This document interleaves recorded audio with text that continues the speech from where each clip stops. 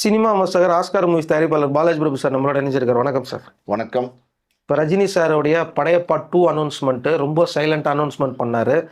அதுக்கும் தலைவர் 173க்கும் ஒரு காரணம் இருக்குது அப்படின்னு சொல்கிற மாதிரி இப்போ நிறைய பேர் எழுதிக்கிட்டு வராங்க.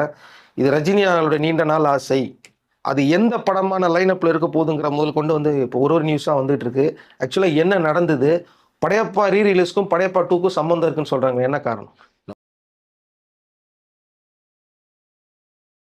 படையப்பா ரீரிலீஸு, படையப்பா 2, அப்புறம் பார்த்தீங்கன்னா 173 மூணுத்துக்குமே சம்மந்தம் இருக்குன்னு சொல்கிறாங்க. அது என்ன அப்படின்னா, நான் அந்த 173 ப்ராஜெக்ட் ஸ்டார்ட் பண்ணாங்க. அது ராஜ்கமல் பண்ணுறாரு, எல்லாருக்குமே தெரியும். அதில் ஆல்ரெடி சுந்தர் சி டேரக்டராக கமிட்டாக இருந்தார். இப்போ அதுக்கப்புறம் பார்த்தீங்கன்னா யாரை டேரக்டராக போடலாம் அப்படின்னும்போது நிறைய பேர்ட்ட ரஜினி சார் கதை கேட்குறாரு. தொடர்ந்து பார்த்தீங்கன்னா பல இயக்குநர்கள், இன்றைக்கி இருக்கிற இளம் இயக்குநர்கள்ட்ட கதை கேட்டார். ஆனால் ரஜினி சாருக்கு அந்த கதைகள் எல்லாமே பார்த்தீங்கன்னா அவர் ஆல்ரெடி நடித்த படம் மாதிரி, ஆல்ரெடி அவர் செஞ்ச கேரக்டர் மாதிரி, புதுசாக எதுவும் இல்லை அப்படிங்கிற மாதிரி ஒரு ஃபீல் ரஜினி சாருக்கு இருக்குது. அதனால தான் ரஜினி சார் இந்த 173க்கு நிறைய கதைகள் கேட்குறாரு. காரணம் என்னென்னா, ரஜினி சாருக்கு மாசான ஹிட்டு அந்த படங்கள் அப்படின்னா பார்த்தீங்கன்னா அண்ணாமலை, அதுக்கப்புறம் பார்த்தீங்கன்னா பாஷா, அதுக்கப்புறம் படையப்பா. ஸோ இந்த மாதிரி ஒரு 3 படங்கள் ரஜினி சாரோட கேரியர்லேயே ஒரு மிகப்பெரிய மாஸ் ஹிட்டு. அந்த மாதிரி படங்கள், அந்த மாதிரி ரசிகர்கள் என்ஜாய் பண்ணுற படங்களாக அடுத்து ஒரு படம் கொடுக்கணும்னு ரஜினி ஆசைப்படுறதுனால இந்த கதை தேர்வு ரொம்ப ரொம்ப கவனமாக இருக்கணும். சூப்பர் டூப்பர் ஹிட் அடிக்கணும், ரஜினியோடைய இன்னொரு படம் இப்படி பேசப்படுற மாதிரி இருக்கணும் அப்படிங்கிறதுனால தான் கொஞ்சம் நிறைய பேர்ட்ட கதை கேட்குறாரு. கேட்கும்போது ரஜினிக்கு ஒரு விஷயம் தெரிய வருது. என்ன அப்படின்னா, நிறைய பேர் சொன்னதே சொல்கிறாங்க, நிறைய பேர் பழைய விஷயங்களே சொல்கிறாங்க, புதுசாக எதுவுமே சொல்ல மாட்டேங்கிறாங்க அப்படிங்கிற ஒரு ஃபீல் ரஜினிக்கு இருந்துகிட்டே இருந்துச்சு.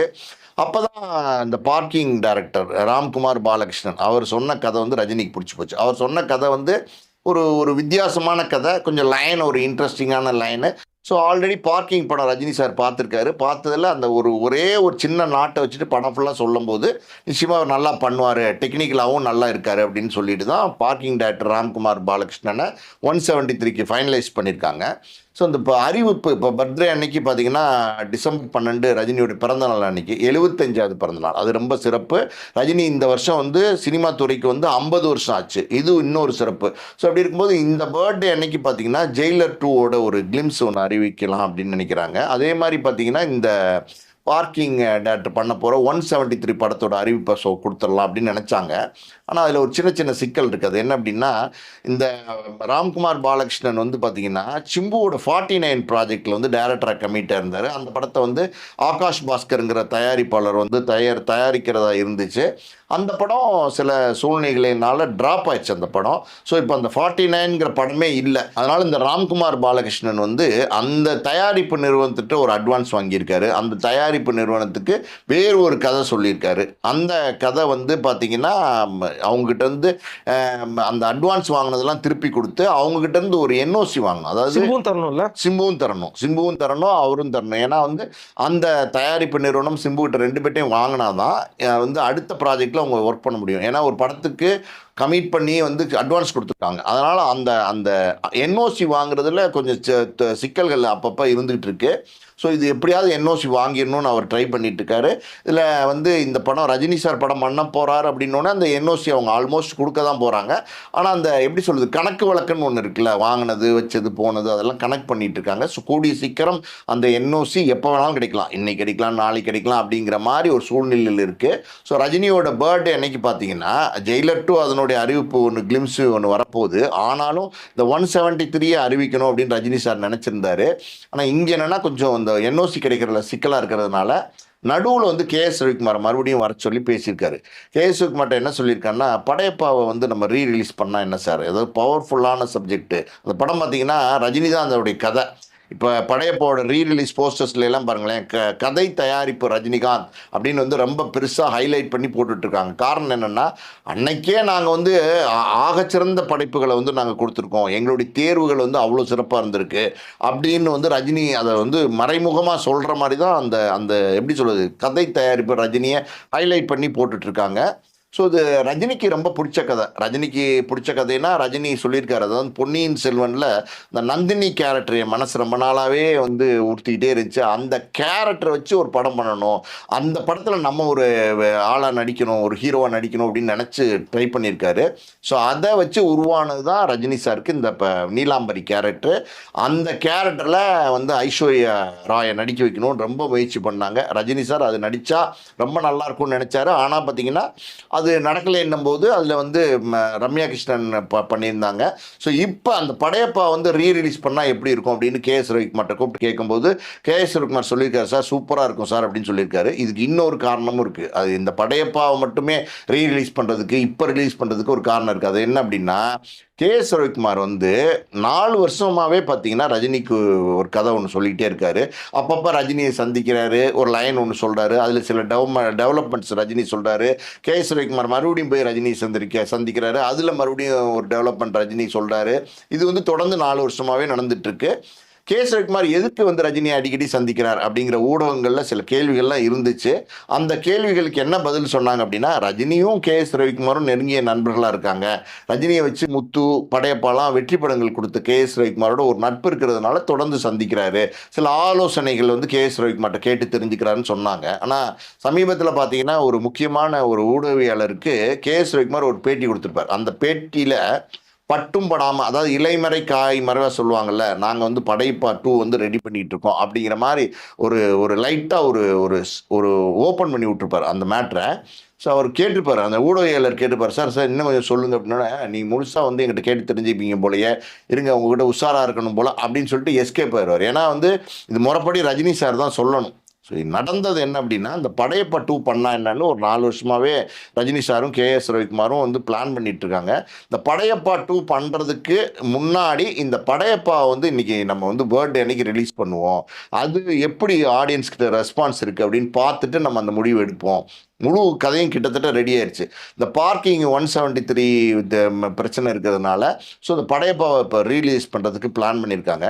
இது படையப்பாவை ஸ்பெஷலாக செலக்ட் பண்ணி ரீரிலீஸ் பண்ணுறதுக்கு என்ன காரணம் அப்படின்னா, படையப்பா அன்னைக்கே பார்த்தீங்கன்னா, நான் படையப்பா ரிலீஸ் ஆன காலத்தில் சொல்கிறேன், கிட்டத்தட்ட பார்த்தீங்கன்னா 50 கோடி கிளப்பில் முதல் இணைஞ்ச படம் படையப்பா தான். ரஜினி படம் தான் 50 கோடி கிளப்பில் முதல்ல இணைஞ்சிச்சு. அதை படையப்பா ரொம்ப சூப்பர். என் வழி தனி வழி அந்த டயலாக்லாம் பார்த்தீங்கன்னா தேட்டரில் பயங்கர கிளாப்ஸு. அந்த நேரத்தில் பாஷா இந்த படங்கள்ல எல்லாம் பார்த்தீங்கன்னா பாஷாவில் நான் ஒரு தடவை சொன்னால் 100 தடவை சொல்லுவேன் சொன்ன மாதிரி அப்படின்ற டைலாக்கு, அப்புறம் முத்துவில் பஞ்சு டைலாக்கு, இதெல்லாம் பண்ணிட்டு இருந்தார் ரஜினி. அதனால் ரஜினி ஏதாவது பஞ்ச் டைலாக் சொல்லுவார்னு எதிர்பார்த்தாங்க. அது என்ன மாதிரி பஞ்ச் டைலாக் இருக்குன்றது வந்து ரொம்ப எதிர்பார்த்தாங்க. ஸோ என் வழி தனி வழி அப்படிங்கிறது வந்து பெரிய ஒரு மாசான ஒரு டைலாக்காக, பெரிய ரஜினி கேரியர் ஒரு ஹிட்டான டைலாக் அமைஞ்சிச்சு. அதெல்லாம் இல்லாமல் நான் சொன்னபடி பார்த்தீங்கன்னா படையப்பா அப்படின்னும் போது அந்த படம் வந்து பெரிய உலகளவில் கொண்டாடப்பட்டுச்சு.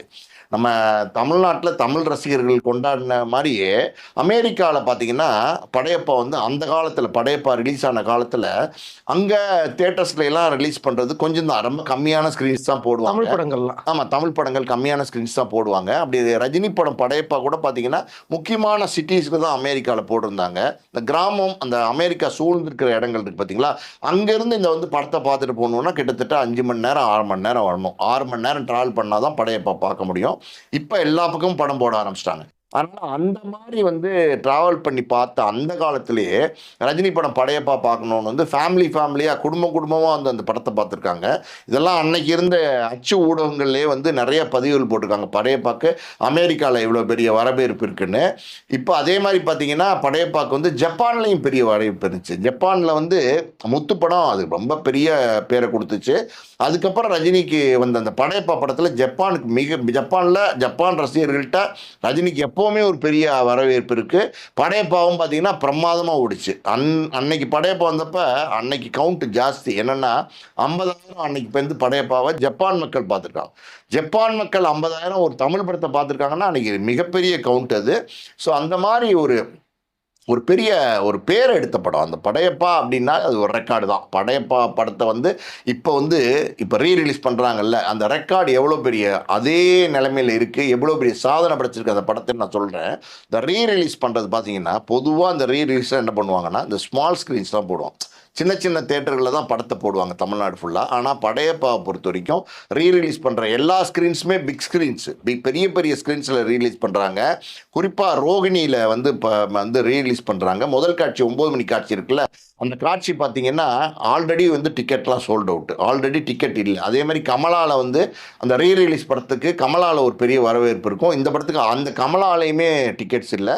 அது இல்லாமல் இந்த வெள்ளி சனி ஞாயிறு இந்த 3 நாளைக்கும் வந்து ஃபாஸ்ட்டாக ஃபில் ஆகிட்டு இருக்கு. 1 மணி நேரத்துக்கு 7000 டிக்கெட் விற்றுக்கிட்டு இருக்கு. 1 மணி நேரத்துக்கு ஒரு ரீரிலீஸ் படம் 7000 டிக்கெட் விற்கிது அப்படின்னா மிகப்பெரிய சாதனை. இங்கே தமிழ்நாட்டில் ரிலீஸ் ஆகிற மாதிரியே பார்த்தீங்கன்னா அமெரிக்காலேயும் இந்த படத்தை ரிலீஸ் பண்ணுறாங்க. இன்னும் பல வெளிநாடுகள் இந்த படத்தை ரிலீஸ் பண்ணுறாங்க. அமெரிக்காலெல்லாம் நிறையா சென்டர்ஸில் போடுறாங்க. எல்லா வெளிநாடுகள்லேயும் நிறையா மறுபடியும் வந்து பல சென்டர்ஸில் போடுறாங்க. ஜப்பானில் போடுறாங்க. ஸோ ரீரிலீஸ் படத்துக்கு இவ்வளோ வரவேற்பு இருக்குமா அப்படின்னா பெரிய வரவேற்பு வந்து படையப்பா வந்து கொடுத்துருக்கு.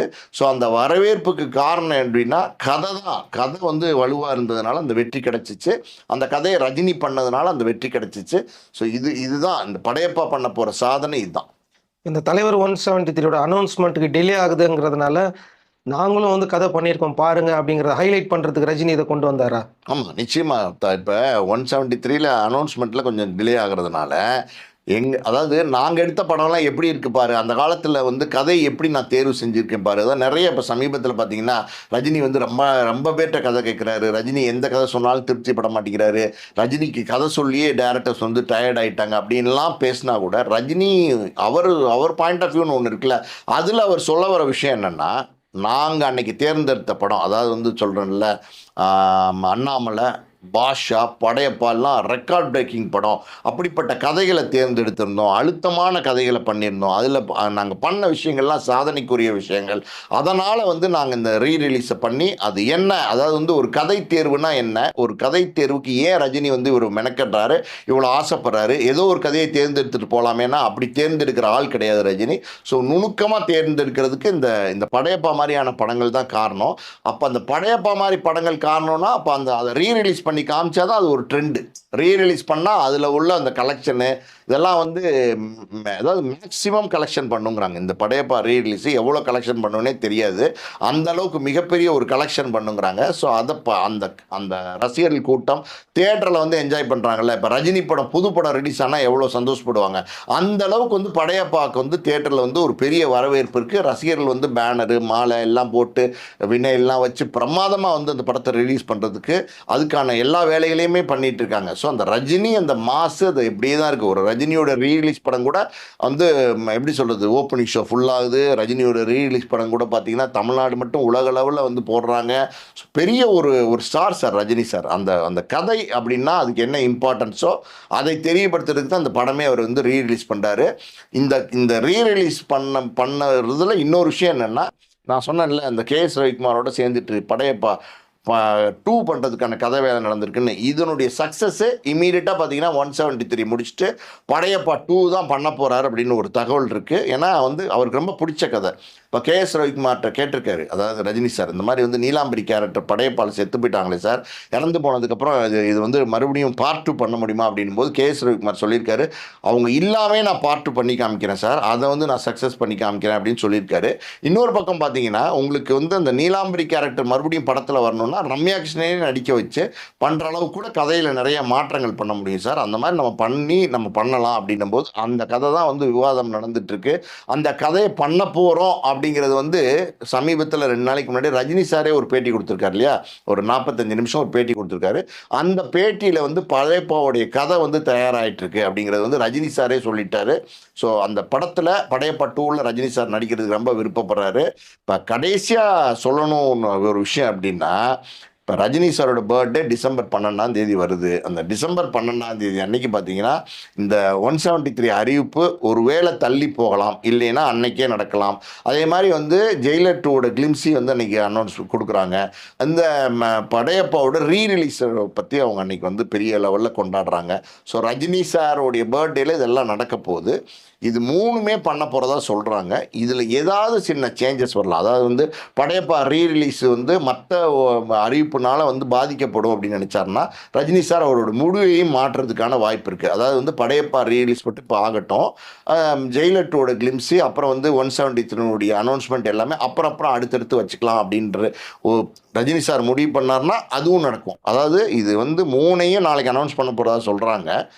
வந்த தகவல் அப்படி தான் இருக்குது. ஆனால் எப்போ வேணாலும் மாறும். ஏன்னா ரஜினி சாருடைய மூடுன்னு ஒன்று இருக்குது. அவர் திடீர்னு கூப்பிட்டு இது அப்புறம் பண்ணிக்கலாம் அப்படின்னு சொல்லிட்டு அப்புறம் தான் பண்ணுவாங்க. ஸோ பொதுவாக ஒரு ரஜினி சார் பர்த்டேனாலே தெரியும் எல்லாருக்கும். ரஜினி வீட்டில் போயஸ் கார்டனில் பெரிய வெள்ளமே, மக்கள் வெள்ளமே வந்து நிற்பாங்க எப்படியா ரஜினியை பார்த்துடணுன்னு. அந்த மாதிரி பார்த்தீங்கன்னா எல்லா வருஷமும் ரஜினியை கொண்டாடிட்டு தான் இருக்காங்க. ஸோ இது ரஜினி திரையுலகத்துக்கு வந்து 50வது வருஷம், ரஜினியோடைய 75வது பிறந்த நாள்னும் போது ரொம்ப கிராண்டான செலிப்ரேஷன் இருக்கணுங்கிறதுனால தான் அந்த படையப்பாவே ரீரிலீஸ் பண்ணுறாங்க. அந்த ரீரிலீஸ் பண்ணுற உற்சாகம்னு ஒன்று இருக்குல்ல, அதாவது ஆடியன்ஸோட என்ஜாய்மெண்ட்டு, அதை தேட்டரில் பார்க்குற ஒரு ஃபீலு, அதெல்லாம் வந்து ஊடகங்களில் பார்க்குற ஒரு ஃபீல் இருக்குது பார்த்தீங்களா, அதுவே இன்னும் ரஜினியை பல படங்களுக்கு நல்ல கதையை தேர்ந்தெடுத்து நடிக்கிறதுக்கு உத்வேகம் கொடுக்கும். Okay sir. இதனால தான் ரஜினி வந்து தன்னுடைய ரைட்ஸ் வந்து டிஜிட்டலுக்கு கொடுக்காம இருந்தாரா? ஆமாம், ரஜினி ஓடிடி கொடுக்காம வச்சிருந்தாங்க. ஆமாம், ரஜினி வந்து ஓடிடிக்கு வந்து படையப்பாவை கொடுக்கவே இல்லை. காரணம் என்னென்னா அந்த படையப்பாளனுடைய கதை மட்டும் ரஜினி எழுதலை, படையப்பாவுடைய தயாரிப்பாளரும் ரஜினி தான். அதனால் ரஜினி என்னென்னா இது வந்து என்னைக்கா இருந்தாலும் வந்து நமக்கு கோல்டு, இது வந்து ஒரு ஓடிடியில் கொடுத்துட்டா பல பேர் வந்து அடிக்கடி ஓடிடியில் பார்த்த படமாக மாறிடும். இது மறுபடியும் என்னைக்காவது ரீரிலீஸ் பண்ணால் கூட புது படம் மாதிரி இருக்கும். அந்த வைபே வேறு மாதிரி இருக்கும், அந்த என்ஜாய்மெண்ட்டே வேறு மாதிரி இருக்கும். அதனால் நம்ம அது ஓடிடி கொடுக்க வேண்டாம் அப்படின்றதுனால அதில் வர வருமானம்னு இருக்குல்ல, படையப்பாலாம் ஓடிடிக்கு எவ்வளோ பெரிய விலை கேட்பாங்க, அதெல்லாம் வேண்டாம், நம்ம இந்த ப்ராஜெக்டை மறுபடியும் ரீரிலீஸ் பண்ணலான்னு ஒரு ஐடியா மைண்டில் இருந்ததுனால தான் ஓடிடிக்கு படையப்பா கொடுக்காம இருந்தார். Okay sir. இந்த 173க்கும் இதுக்குள்ளே இவ்வளோ பெரிய விஷயம் இருக்குது அப்படிங்கிறத வந்து கேட்கும்போது கண்டிப்பாக ரஜினி ஏதோ ஒரு முடிவில் இருக்கிறார் போல இருக்குது. கிரிட்டிசைஸ் பண்ணவங்களுக்குலாம் வந்து பார்த்தீங்கன்னா பதிலடி கொடுக்குற மாதிரி தான் இந்த ஒரு அனௌன்ஸ்மெண்ட்டும் இந்த வீடியோ வந்தது நம்ம நினச்சிக்கலாம். Back to back 173 update, Padayappa 2 update next வீடியோவில் பார்க்கலாம். Thanks sir. நன்றி.